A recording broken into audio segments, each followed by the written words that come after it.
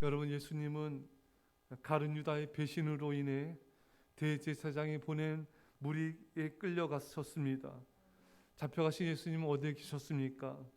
대제사장의 뜰에 계셨고 아직 신문을 받기 전이었으므로 잠깐의 휴식 상태에 계셨습니다.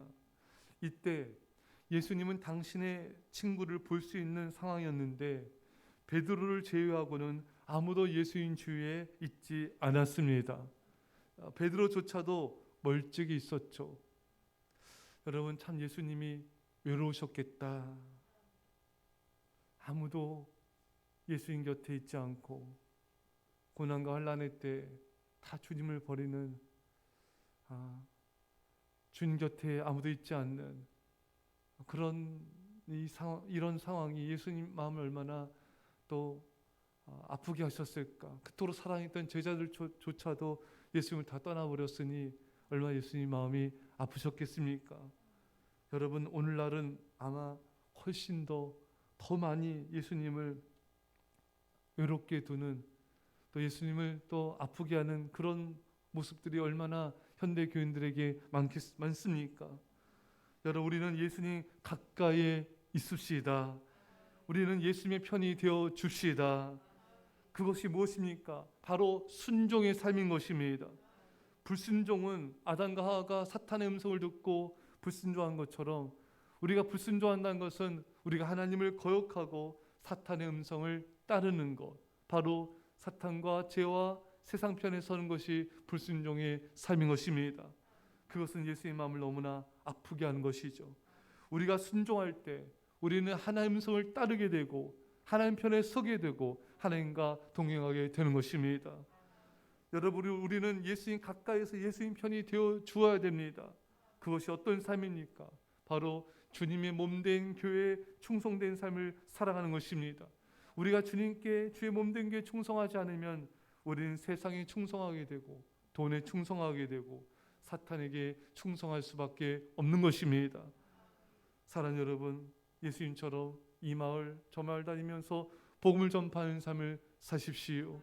또 우리는 중보기도의 삶을 사시며 또 교회를 섬기는 섬김의 삶을 살아감을 통하여 주님 편에서 주님께 영광을 돌리는 그런 주의 백성 되시기를 축원합니다.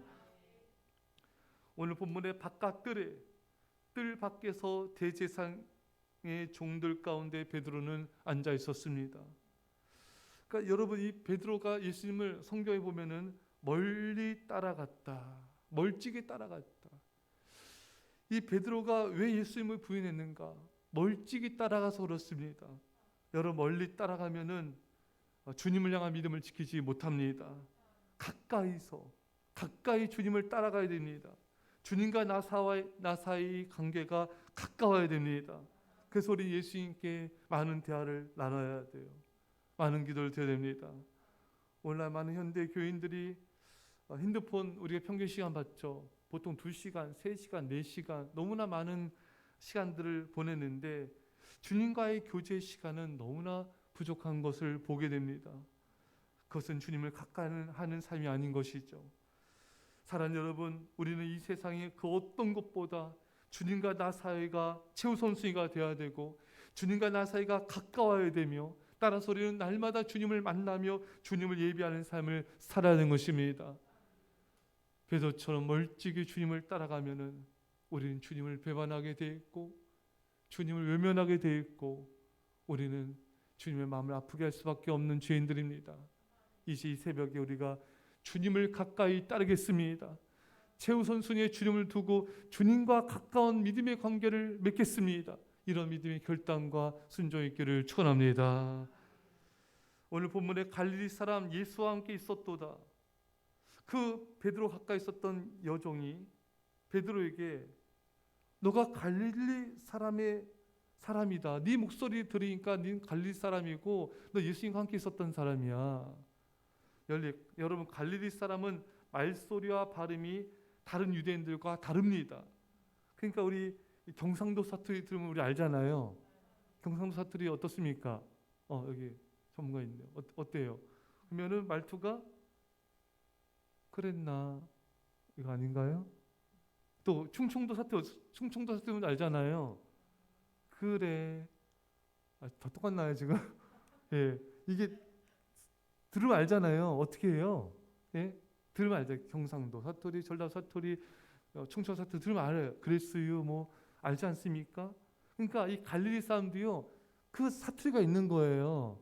그래서 들으면은 너 갈릴리 사람이다.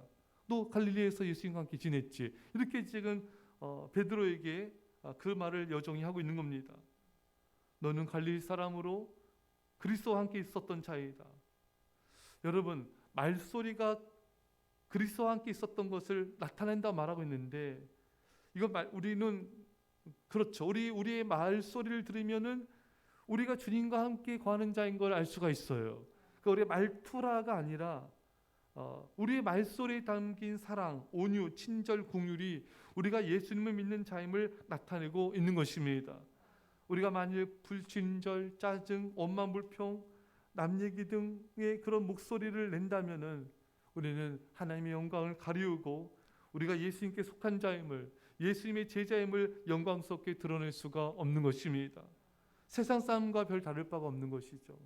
여러분, 우리 얼굴도 예수님을 드러내야 됩니다. 우리 얼굴이 선한 인상, 기쁜 표정, 온화하고 사랑이 담긴 눈빛을 드러내야 됩니다. 그러면 사람들은 저 사람은 예수님 믿는 사람인데 참 다르구나. 목소리가 다르고 얼굴이 다르고 또 태도가 다르다. 누군가 우리를 보는데 가룟 유다가 생각나면 안 되잖아요. 저 사람은 가룟 유다 같아. 그거 안 되잖아요. 이런 것 제가 우리의 삶으로, 우리의 목소리로, 우리 얼굴로 예수님을 드러냅시다.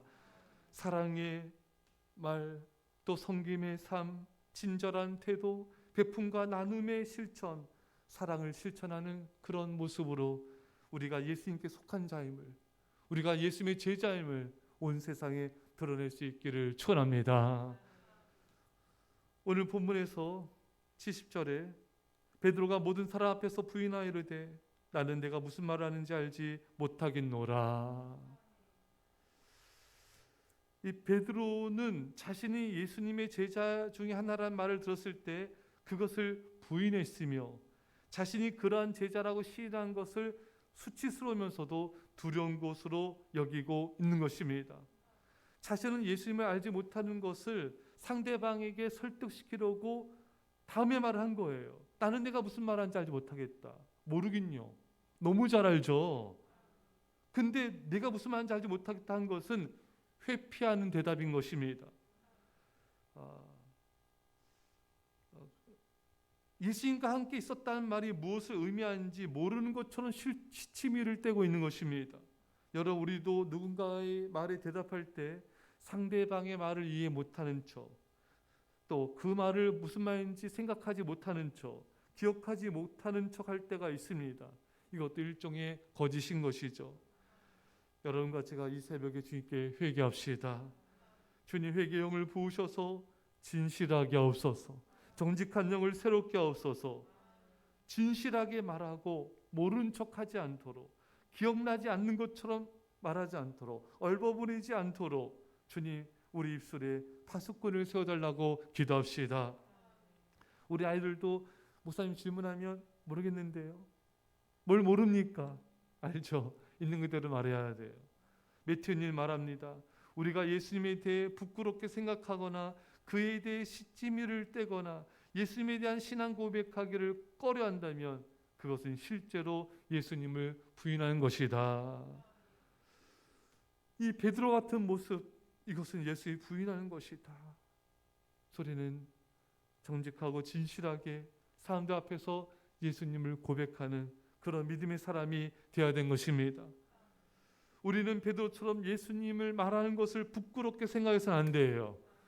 예수님에 관한 이야기하고 예수님을 소개하고 교회에 대해서 교회 다니는 것을 말하는 걸 부끄럽게 생각해서는 안 됩니다. 나의 신앙에 대해서 말하는 것을 부끄러워해서는 안 되는 것입니다. 여러분들이 직장에 있던 학교에 있던 학원에 있던 누굴 만나든지 간에 우리는 예수님을 자랑스러워야 됩니다. 예수님을 기쁘게 얘기해야 돼요. 예수님을 자주자주 얘기해야 되는 것입니다.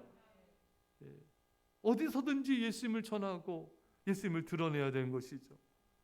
사도행전 5장 42절에 그들이 날마다 성전에 있든지 집에 있든지 예수는 그리스도라고 가르치기와 전도하기를 그치지 아니하니라. 여러분, 날마다 집이든 성전이든 어디 있든지 예수님은 그리스도, 예수님은 구원자이시다 전하셔야 됩니다. 가르쳐야 됩니다. 이것이 하나님의 뜻인 것입니다.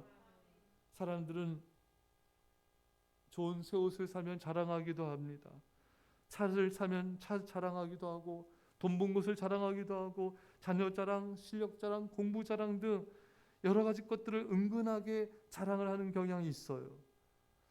그런데 예수님을 자랑스럽게 얘기하는 것을 꺼려하고 감춰서는 안 되는데 많은 사람들이 그러한 모습을 보이고 있습니다.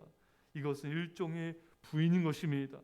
침묵도 일종의 부인입니다. 드러내지 않는 것도, 그것을 감추는 것도 예수님을 부끄럽게 여기는 것입니다. 우리는 드러내놓고 예수님을 자랑해야 됩니다. 기쁨으로 예수님을 증거해야 됩니다. 그것을 우리 예수님께서 보시고 얼마나 우리를 기뻐하시겠습니까? 사랑하는 성도 여러분, 베드로처럼 사람들 앞에서 예수님을 드러내지 않고 예수님을 감추고 예수님에 대해서 말한 걸 두려워하는 그런 신앙을 이 새벽에 다 회개하시고 오직 예수님만을 자랑하는 우리 모두가 되시기 간절히 축원합니다. 기도하십니다. 사랑의 아버지 하나님, 예수님을 멀찍이 따라가다가 예수님을 부인하고 배반한 베드로의 전철을 우리가 밟지 않게 하여 주시고, 이 새벽에 주님 우리가 회개합니다. 주님 가까이에서 주님을 가장 최우선순위에 두고 주님과 가장 가까이서 주님을 따르는 예수님의 제자들이 되게 하여 주옵소서. 우리의 목소리가 예수님을 드러내는데 우리의 목소리가 사랑과 친절의 아버지 말이 되게 하여 주시고, 우리의 얼굴이 선한 얼굴이 되게 하여 주시고, 우리의 아버지 행동인과 태도와 삶이 거룩하고 정직한 진실한 성김의 삶이 되어서 예수 그리스도를 드러내게 하여 주옵소서. 하나님 아버지, 우리가 누굴 만나든지 아버지 주님을 드러내게 하옵소서. 아버지 주님을 모르는 척, 주님과 친하지 않은 척, 우리가 예수님을 드러내지 않았던 지난날의 삶을 용서하여 주옵소서. 이제는 누굴 만나든지 예수님을 자랑하고 예수님을 기뻐하고 예수님을 증거하고 예수님만을 전하는 자가 되게 하여 주시옵소서. 감사드리며 예수님의 이름으로 기도합나이다. 아멘.